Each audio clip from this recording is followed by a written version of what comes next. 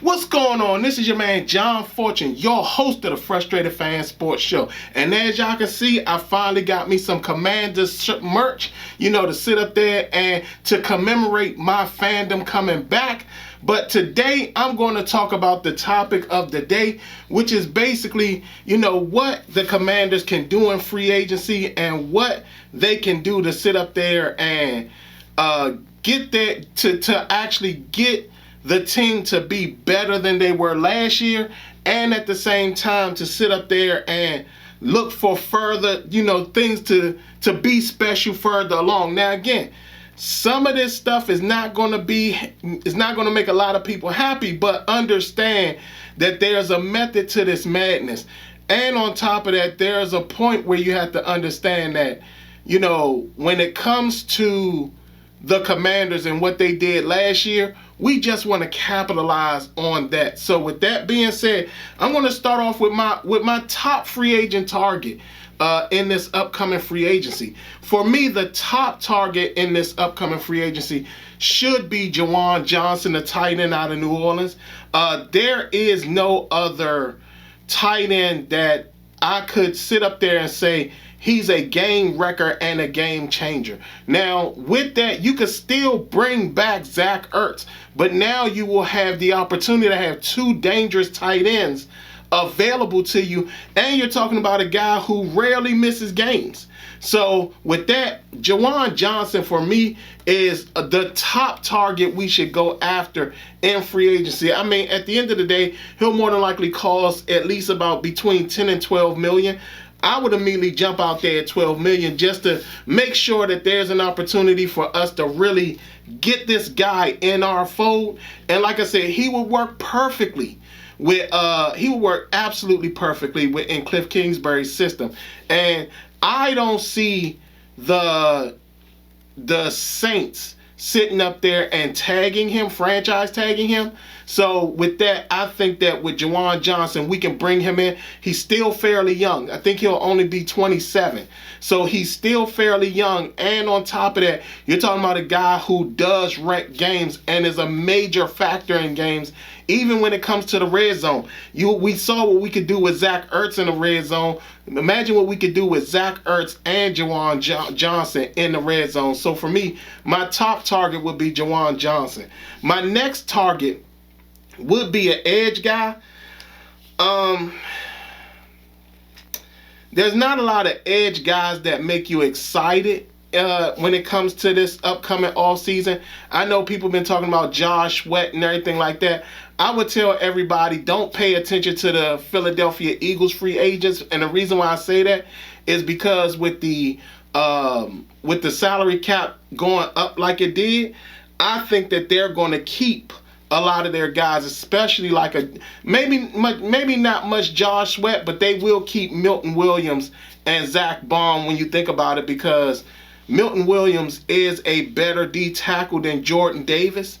And we saw that this season. Not only that, we saw it in the Super Bowl. So don't be surprised if Jordan Davis gets cut and Milton Williams gets re-signed. And so that's going to be a big thing for the Philadelphia Eagles. So for right now, I would say don't pay attention to Philadelphia free agents, because I don't think a lot of them are actually leaving Philadelphia. But for that, there's two guys that I like, but one guy in particular, one guy is controversial to this fan base, and the other guy, he's great. He has been able to stop the run, but he hasn't been able to stop the run consistently. So, but he's effective when it comes to the pass rush. So the first guy is Tershawn Wharton, the edge guy out, the defensive end out of Kansas City. I do like him. Like I said, he's fantastic as a pass rusher. He can solidify the edge, but his biggest problem is that he's inconsistent about solidifying the edge. And a lot of that is because there's a lot of times you see him sliding in when he should be staying outside. So he's very inconsistent in that particular situation. But when you talk about pass rushing and his ability to actually flip from the edge to D-tackle, those type of things make him a very valuable guy. So for me, I like Tershawn Wharton, the edge guy, the defensive end out of Kansas City. The other guy, and I know a lot of people don't want to hear this, but the other guy for me is Chase Young. I think that Chase Young would be better in the system that we currently got in place versus what was here when Ron Rivera was here. And to me, that particular thing is very valuable and important, because I do feel that Chase Young, without a shadow of a doubt, is a better edge guy than what we can actually admit to it. Not only that, he does do a fantastic job against when it comes to like solidifying the edge and actually trying his best to get around and actually putting pressure on quarterbacks. So, I mean, when you think about it, Chase Young in this particular defense would actually probably be a very good fit. Not only that, Dennis Allen and all that's pretty much a Quinn style based defense as well. We didn't get the opportunity to see Marshawn Lattimore play in it that much, and because he was going through his injuries, we didn't really see him adapted to it as well, or as get the opportunity to adapt to it. But we will see the fact that Chase Young can adapt to this Joe Witt, Dan Quinn system. And I think Chase Young might actually be the best guy to sign in free agency when it comes to this system and what you need him to do. He might actually be the best fit for this edge guy. So, like I said, I like him. Next, I'm looking at depth. So, at cornerback and safety, I'm looking at depth. Now, here's what I'll say. When it comes to safety, I think what we all have to understand is that we can't get enamored by the names, because there are a lot of top level safeties that are in this upcoming free agency. When you talk about Javon Holland, Andre Sisco, Trayvon Moehrig, Julian Blackman, even our own Jeremy Chin. We got a lot. Justin Simmons. There's a lot of top level guys, elite guys in this upcoming free agency. The problem that we have is that because Quan Martin developed this year, the one thing we don't want to do is stifle his further development, especially when he's coming up for free agency, or replace him and find out that the guy you replaced him with doesn't fit your scheme. Now, here's another issue. A lot of these guys that are up and available actually fit Joe Witt and Dan Quinn's scheme when you're talking about a opportunistic safety play. Like, so when you think about Trayvon Moehrig, Javon Holland, Andre Sisco, Justin Simmons, they actually fit perfectly with Joe Witt and Dan Quinn's takeaway system when you're talking about the way they let their safeties play. So it's gonna be difficult to sit up there and do that. But I will say this: I do have safeties on my chart. So for me, I got 3 guys on here. So one is Trayvon Moehrig. I talked about him already. Now, the problem with Trayvon Moehrig is that he's played in this de facto New England style system for a while now. Even when Antonio Pierce took over as coach, he was still playing in that New England system because I can't remember who their defensive coordinator name is. I think it's Graham. But he sat up there, Graham, I think it was Graham Brown, might be Graham Brown. He came from that New England background, so that New England system had, Trevor Morgan's been in that New England style system for a while.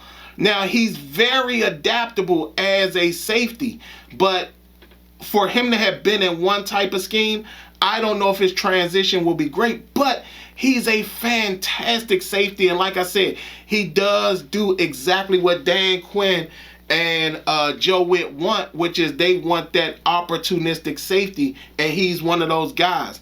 Another guy that I like, and he's a guy that can switch from free to strong, and that's Jason Pennick from the Giants.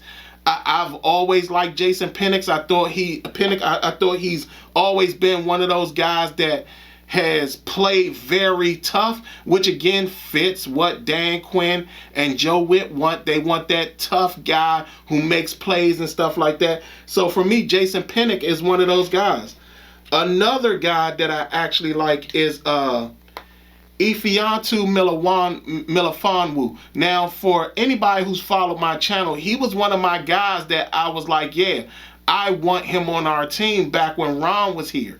Now, what Detroit did with him is that they converted him to a cornerback. He was playing safety corner, which is something that I like. Last year, he got injured. He had ankle problems last year. So this year, he'll be fully healthy.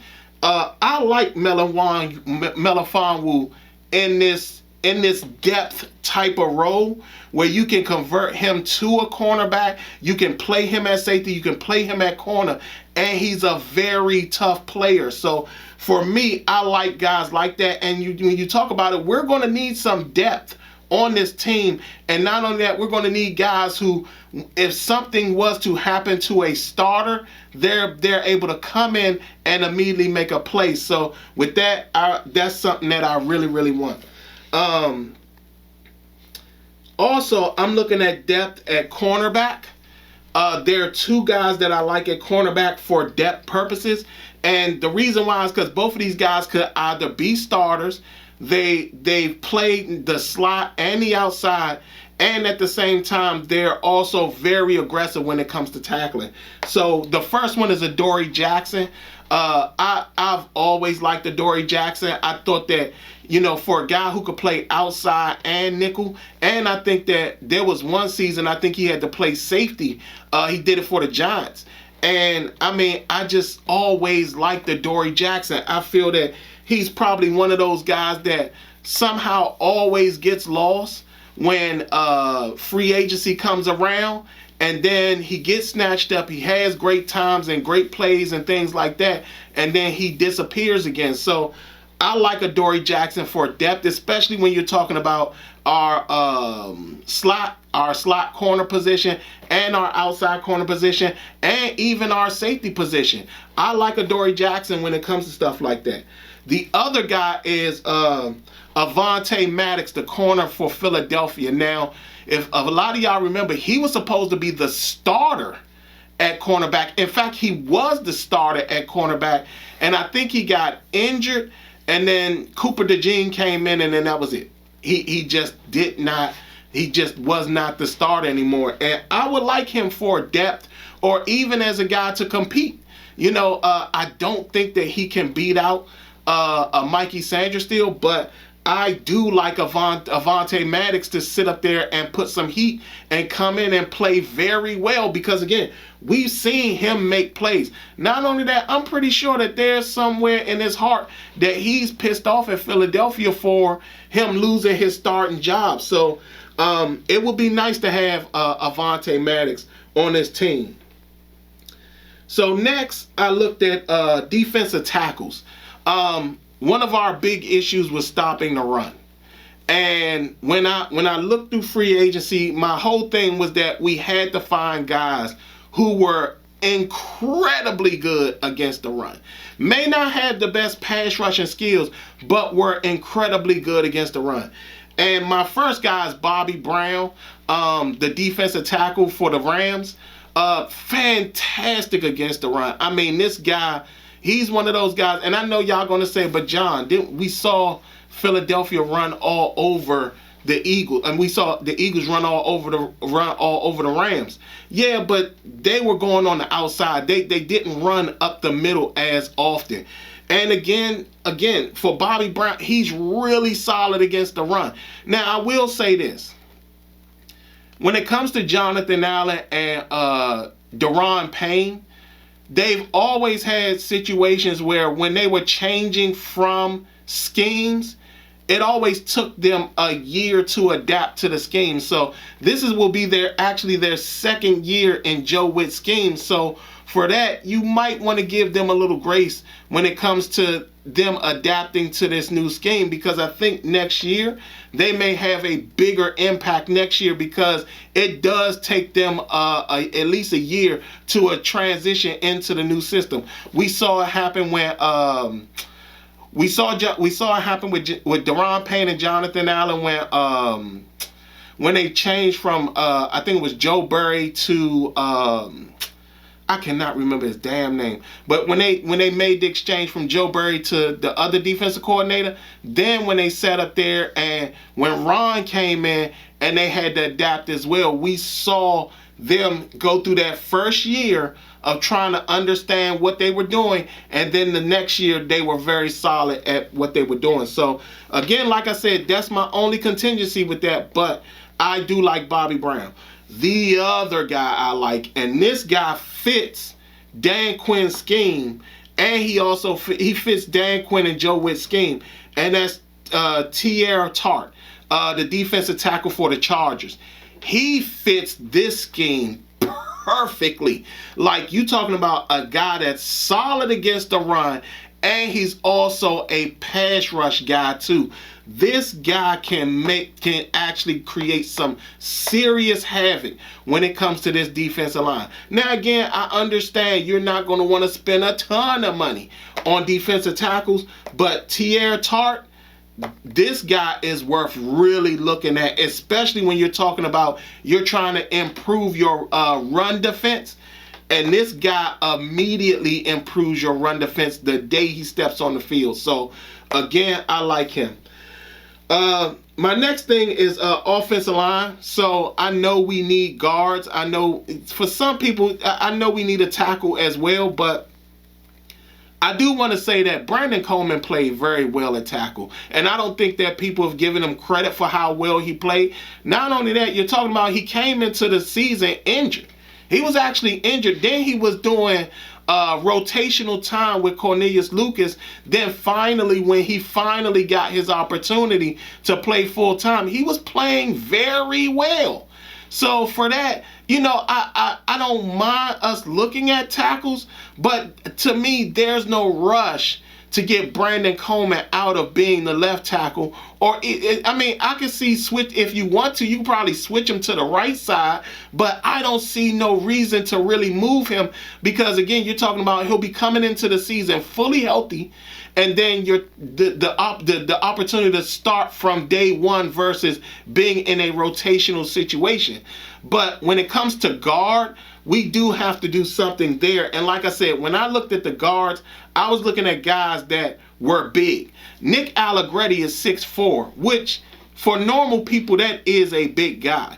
But when you talk about going up against guys like going up against the Philadelphia Eagles defensive line, and then you talk about trying to run the ball. So the first guy I looked at is Patrick McCarrick. I like him. He's a shorter guy. The thing about him is that the system he played in, that running style system that he played in, the fact that he comes from that, he will probably adapt to our system a little bit better, and it will help and emphasize our run game. And because he's blocked for a running quarterback in Lamar Jackson as well, you would want a guy like that who already knows what things he needs to do when it comes to blocking for a quarterback that's on the run. Next is Tevin Jenkins, 6'6" guy. Again, Chicago guy. He wasn't that bad in Chicago, but I mean, when you think about him playing guard, he is an aggressive guard, and he's somebody that, again, he's really good when it comes to pass protection, and he's really good when it comes to run blocking. So you want a guy like that to really be special on your offensive line. He could replace Nick Allegretti because, again, at 6'6", you need a bigger guy when it comes to that, especially when you're talking about trying to run the ball and getting the run game going. And we saw when it came to Chicago, was in fact able to run the ball. And like I said, Tevin Jenkins was one of those guys that was on that line. So I would like to look at Tevin Jenkins. Now for the tackles, I only picked one guy for a tackle, and that's Alaric Jackson from the Rams. I like him. I do like him. He's 6'7". He's a very aggressive guy. He has missed games, but it hasn't been due to injury. He's missed games solely because of penalties. Solely because of suspensions. So, I mean, I think last year he got suspended for 2 games, and it was personal conduct suspensions. So, I mean, those things matter, especially when you want a guy, especially when you need a guy available the whole season. So with that's one of those situations where you have to be careful with a guy like Alaric Jackson, even though he's phenomenal as a tackle. My only concern is that, the suspensions. We're going to need him the long haul, and him being suspended is not a good look for us. Now, the other thing that I got on my list are contingency plans. And the contingency plan is dealing with middle linebacker. Bobby Wagner, it's no telling if he's going to retire. And there was a report that came out that said his agent is talking about him getting several years on a contract. Now, I love Bobby Wagner. Bobby Wagner was the best fit for our system. But at the same time, he's not young anymore. And we do have to look for an eventual replacement. Now, I will say this. If Bobby Wagner's, I think we should let him test the free agent market. If Bobby Wagner can come back, that would be great for us. But in case he doesn't, I have 3 guys that are very good contingency plans. Now, the first 2 of the guys are guys that I talked about when they were drafted and that should have been drafted, and Ron Rivera didn't draft them because they were so caught up on drafting Jamin Davis. So the first 2 guys I'm talking about, the first guy, of course, is Nick Bolton. I told y'all from day one when I talked about Nick Bolton how fantastic he was, how great he was going to be, how he was the perfect fit for Washington's scheme when Ron Rivera was there, and they still took Jamin Davis. Could not believe it. Ever since then, Nick Bolton has shown nothing but other than showing that he was exactly what I told everybody he was. A linebacker that plays sideline to sideline and actually makes very fantastic plays. And he hasn't slowed down. He's still young now. I will say this. It will probably be hard to get him out of Kansas City because I know Kansas City is not going to want to lose Willie Gay the year before and then sit up here and lose Nick Bolton the next year. So it will be hard to get him out of Kansas City, but I love Nick Bolton.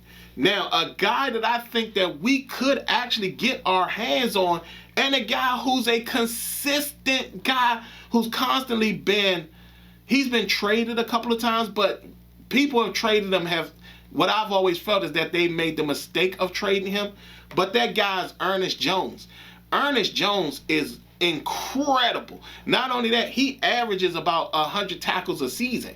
And he's done nothing but every time he's gone somewhere, he's been basically their top linebacker.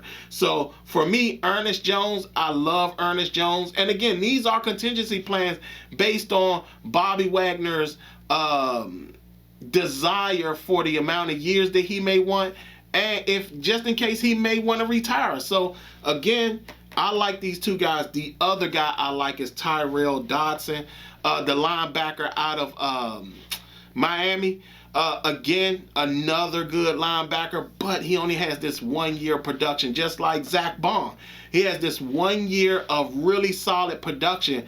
And I mean, the worry about that is that when you have a guy who has 1 year production, is that can he do it again? And that's my only concern about Tyrell Dodson. But his 1 season of production was it wasn't on par with Zach Bond's production, but it was up there. It was up there. He did a fantastic job manning that middle for the Miami Dolphins. So, again, those are my free agent targets in this upcoming season and my contingency plans. Y'all tell me what y'all think. Tell me what y'all think of my merch, even though I feel like the guy from the movie Spaceballs, Darth Helmont or whatever his name was, but I'm telling you, I finally got mine. Tell me what y'all think about my Commanders merch, because I'm a fan again, baby. I'm a fan again. Y'all tell me what y'all think. Other than that, this has been your man John Fortune, and this has been the Frustrated Fan Sports Show.